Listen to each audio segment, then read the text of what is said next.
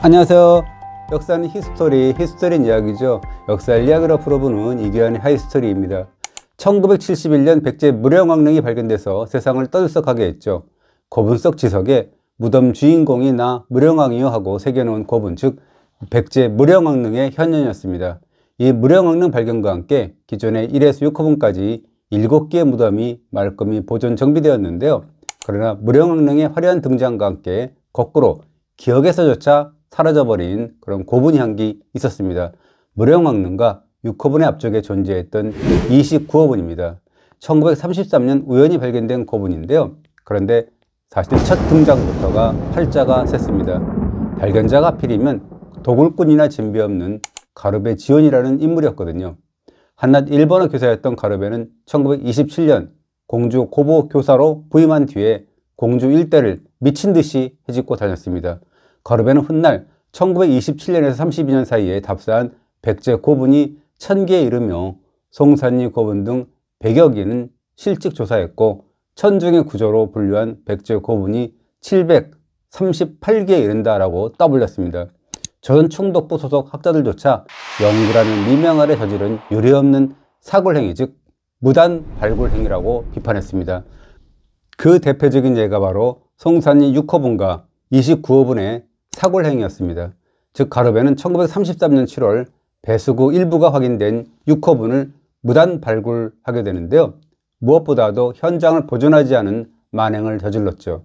뒤늦게 현장에 도착한 총독부 소속 조사단원은 6호분 무덤방 내부가 너무도 깨끗하게 치워져 있었다라고 하면서 유물이라고는 토기 조각 하나 남아있지 않았고 발자국만 어지러이 남아있을 뿐이라고 비판했다고 합니다. 가르베는 서울에서 조사단이 도착하기 전에 무덤 안을 모조리 뒤진 뒤에 아무것도 없었다라고 거짓말을 하게 된 거죠. 그런데 6호분을 발견한 직후인데 1933년 8월 정도였습니다. 또 하나의 사건이 터집니다. 왕릉 관람로와 6호분을 향하는 진입도로를 조성하는 공사 현장을 기웃거리던 가르베가 또 하나의 돌방 무덤을 찾아낸 겁니다. 그것이 29호분이었습니다. 이번에도 가르베는 미적미적거리다가 11월 초가 되어서야 발견 사실을 보고합니다. 뒤늦게 현장에 달려온 조선 총독부 촉탁 아리미스 교이치는 묘직이 두 사람의 증언을 듣고 충격에 빠집니다. 즉 지난 8월 가르베 등 지역유지 두세 명이 무덤의 천정도를 드러내고 무덤방에 들어가서 금제 장신구와 철정 그리고 칠기편 등을 가져갔다라는 증언이었습니다. 아리미스는 현장에 도착했을 때 이미 가르베 등의 사골로 천정석은 반출됐고 무덤방의 바닥까지 노출된 상태였다라고 분통을 터뜨렸습니다. 국립중앙박물관에는 1933년 11월 송산리 29호분에서 가르베 등이 사골 즉 개인 무단 발굴로 유물 즉 철정을 수습한 사실이 적힌 유물 카드가 남아 있습니다. 가르베의 도굴 행위를 확인한 겁니다. 이렇게 첫 등장부터 우여곡절을 겪었던 고분이 바로 29호분입니다.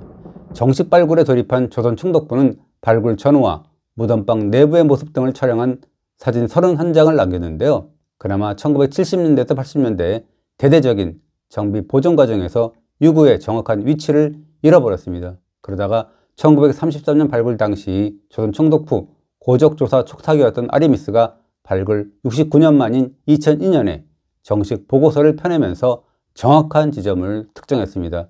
이를 계기로 행방이 묘연해진 29호분이 새삼 부각되었고요. 국립부여문화재연구소가 옹진 백제 왕릉의 구조와 상장례를 규명한다라고 하면서 첫 번째로 이 29호분을 지목한 겁니다. 발굴 조사는 2021년 3월에서 7월 사이 약 80일간 진행되었고요. 최근 조사 보고서가 나왔는데요. 이번 조사에서 행방불명된 29호분의 정확한 위치를 찾아냈다는 것도 나름의 성과였고요. 무덤방을 밀봉했던 전돌 140여 점도 수습했습니다. 특히 이것은 건업 사람이 만들었다 라고 새겨놓은 전돌이 눈에 띄는데요. 이 건업은 지금의 난징이고 당대 중국 양나라의 수도였습니다. 이미 6호분에서도 양나라 기술자 이름이 새겨진 전돌이 확인된 바 있죠. 그래서 6호분과 29호분 모두 왕릉급 고분의 축조에 멀리 양나라 기술자가 동원되었다는 사실을 일러주는 자료죠. 이 29호분은 관을 놓은 자리가 동서쪽으로 두 곳 조성되어 있습니다. 여성이 먼저 서쪽에 묻히고 남성이 나중에 동쪽에 안장된 합장묘로 보입니다. 이번 조사에서 동쪽 관대 즉 남성 쪽 바닥면에서 관문 4점을 추가로 확인했는데요. 1933년 수습한 19점에 이어서 이번 조사까지 합해서 모두 23점에 달합니다. 그럼 이렇게 되찾은 29호분과 세트를 이루고 있는 무령왕릉, 그리고 6호분, 그리고 5호분의 관계는 어떨까요? 우선 무덤의 구조가 참 흥미롭습니다. 무령왕릉과 6호분은 양날에서 여행한 올 전떨무덤, 즉 벽돌무덤이고요. 반면 5호분은 전체적으로는 돌방무덤인데 관대와 같은 일부에만 전돌을 놓았고요. 29호분은 벽면은 돌로 쌓고 바닥면과 관대, 그리고 무덤방 밀봉 장치는 전돌로 깔아 놓았습니다. 그럼 고분의 선후관계와 주인공은 어떻게 판단할 수 있을까요? 이 부분과 관련해서는 연구자마다 백가쟁명하고 있어서 뭐라고 단정하기는 어렵습니다. 이번 발굴조사 보고서에서는 29호분이 무령왕릉과 6호분보다는 늦다고 판단했습니다. 29호분에서 무령왕릉과 6호분에서 사용했던 전돌이 다 보이고요. 또한 6세기 중엽 이후에 사비백제 시기에 쓰인 장식 관못이 출토되었다는 것이 심상치 않다는 겁니다. 아까 잠깐 말씀드렸지만 이런 형태의 관못은 합장묘인 29호분 중 나중에 묻힌 남성의 관대 바닥에서 확인된 것이거든요. 그래서 늦게 안장된 남성이 6세기 중엽에 사망한 것으로 추정한 겁니다. 5호분과 29호분은 거의 동시대로 보입니다. 그러나 여기까지입니다. 무령왕릉을 제외한 공주왕릉원 고분의 주인공을 판단하기는 사실 쉽지 않습니다. 공주왕릉원, 즉 옛 송선리 고분군에는 최소 20개에서 최대 60에서 80개에 이르는 고분이 존재하는 것으로 알려져 있죠. 그런데 백제 웅진시대 하면 만 63년의 시대를 가리킵니다. 그 기간의 백제왕은 문주왕, 삼근왕, 동성왕, 무령왕, 성왕 등 5명입니다. 이 중에 제2도중에 사비천도를 감행한 성왕은 부여 왕릉원의 중하층에 안장한 것으로 보입니다. 그렇다면 공주 왕릉원에 묻힌 임금은 문주왕, 상근왕, 동성왕, 무령왕 등과 그 가계 왕족으로 좁혀지는데요. 한번 구체적으로 따져볼까요? 공주 천도와 함께 왕이 오른 문주왕과 그 뒤를 이은 상근왕은 같은 가계, 즉 부자관계고요. 동성왕은 문주왕의 동생인 곤지의 아들이어서 다른 가계를 이루고 있습니다. 동성왕의 뒤를 이은 문영왕은 동성왕의 아들이라는 설과 이복형제라는 설이 있습니다. 그러니 공주 왕릉원의 가계는 문주왕, 상근왕계, 그리고 동성왕, 무령왕계로 나눌 수 있습니다. 현재 왕릉원의 입지상 얼추 맞아떨어진다는 견해가 있습니다. 구롱 윗부분, 즉 돌방무덤인 1에서 4호분은 막 한성에서 천도한 문주왕과 상근왕계가 차지한 거고요. 그렇다면 그 아래 5, 6호분과 무령왕릉, 그리고 29호분은 동성왕과 무령왕계가 자리 잡고 있다는 추정이 가능한 거죠. 그래서 무령왕릉과 바로 붙어있는 6호분의 주인공을 동성왕으로 보는 견해도 있었습니다. 하지만 이 동성왕, 무령왕이 그렇게 사이좋게 누워있을 수 있을까요? 삼국사기는 501년 백가가 자객을 보내서 동성왕을 시해한 뒤에 무령왕이 즉위했다라고 하면서 심상치 않은 여운을 남기죠. 무령왕이 인자하고 너그러워서 민심이 그를 따랐다라는 겁니다.